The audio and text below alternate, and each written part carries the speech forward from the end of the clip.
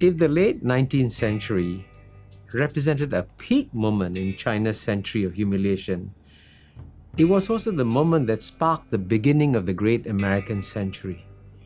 Indeed, the end of the 19th century could not have been more painful for China.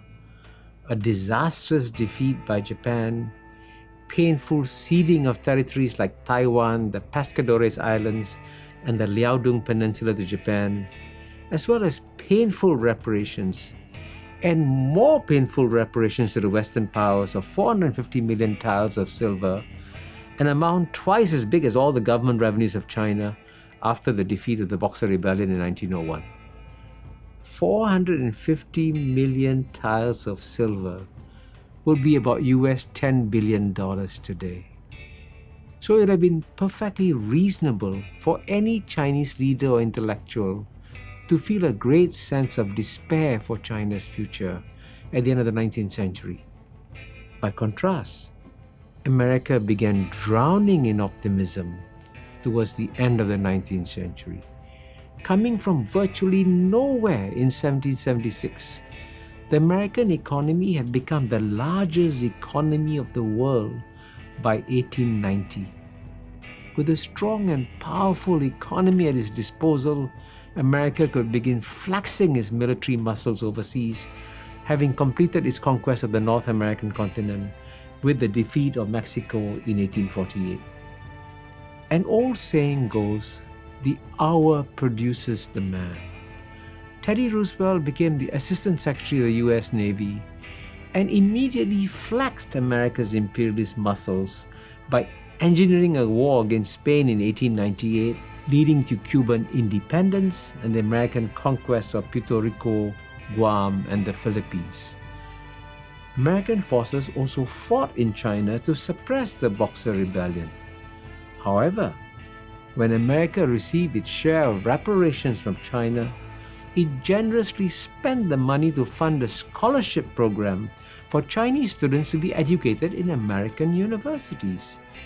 Many Chinese still remember this act of generosity, as the scholarships produced some outstanding students, including a Nobel laureate and the father of China's space program. Yet America's successful military exploits could only be carried out because of the strong economy the US had developed. Several factors explain the exceptional success of the American economy. Massive resources in the vast North American continent, wave after wave of migrants from Europe, the social mobility provided to poor migrants, the successful robber barons Andrew Carnegie, John D. Rockefeller, and J.P. Morgan, who amassed vast fortunes, even though Carnegie and Rockefeller came from humble origins. Indeed, when the 20th century opened, the US was clearly the strongest power in the world, and if it had chosen the path of its European peers, America could have conquered vast amounts of territory all over the world effortlessly. Instead, when Teddy Roosevelt became president after McKinley was assassinated in 1901, he focused his energies on the American continent primarily. He prevented the Germans, British, and Italians from enforcing their naval blockades of Venezuela. He also aided Panama in gaining independence from Colombia in 1903 so that the newly formed nation would be more amenable to American influence and the construction of the Panama Canal. Even though Roosevelt received the Nobel Peace Prize for mediation in the 1905 Russo-Japanese War, he wasn't interested in the rest of the world. But one of his successors, Woodrow Wilson, 1913 to 1921, had a more expansive vision for the world. He was a liberal interventionist who favored the US entrance into the Great War against Germany. He led the US into this war with Germany. After Germany capitulated, Wilson went to Paris and spent 6 months there for the Paris Peace Conference, an unusually long time for a president to be away from Washington, D.C. His key goal was to establish a League of Nations. He succeeded in getting an endorsement of it at the Versailles Peace Conference on 10 January 1920. However, The US didn't join the League because an isolationist streak led to the US Senate refusing to ratify the convention which set up the League. After the failure of the US Senate to ratify the League Convention, America drifted back towards an isolationist path. The US did not intervene in the Spanish Civil War. It did not forcefully intervene when Japan invaded and occupied Manchuria. It did not particularly intervene during the Nazification of Germany. And it did not intervene when World War II broke out in September 1939. This isolationist path was further reinforced when the US suffered from the Great Depression from 1929 for several years. Fortunately for the US, even though the Great Depression was traumatic, it led to the emergence of another great president, Franklin Delano Roosevelt. The Great Depression taught the US some valuable lessons. Domestically, from 1932 onwards, President Franklin D. Roosevelt passed a series of reforms called the New Deal, which included various public work projects, financial reforms, social security acts, and regulations to jumpstart the economy. By 1937, the economy began to grow once more.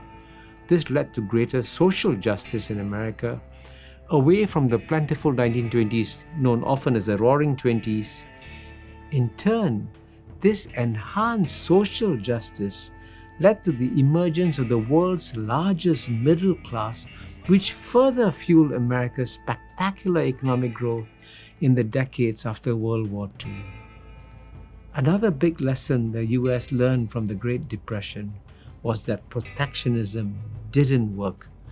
Every American student of economics knows that the passage of the Smoot-Hawley tariff exacerbated the Great Depression.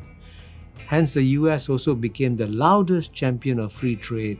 After World War II, it led the way in establishing a series of institutions after World War II, including the General Agreement of Trade and Tariffs (GATT), which further fueled the rapid economic growth of the US and the world after World War II. As Nazi Germany and Imperial Japan expanded their conquests in the late 1930s, the US population had no desire to join these wars, even though President F.D. Roosevelt was keen to support allies. The unwise Japanese bombing of Pearl Harbor on 7 December 1941 catapulted the US into the war. Even though the Russian and Chinese populations bore the brunt of most of the fighting against the German and Japanese forces, the US decision to join the war tilted the balance. It guaranteed the defeat of Germany and Japan. World War II also had a positive impact on the US economy. It revitalized its industry and largely ended the unemployment that had peaked during the Great Depression. Alan Milward, an economic historian, called this period the greatest expansion of industrial production that the US had ever experienced. The spectacular military victories by the US provided a tremendous psychological boost to American confidence and morale. Henry Luce, the publisher of Time magazine, captured the moment with his comment that the 20th century was the American century, and in 1945, a high point of American power, there was no doubt that the world had begun experiencing the American century.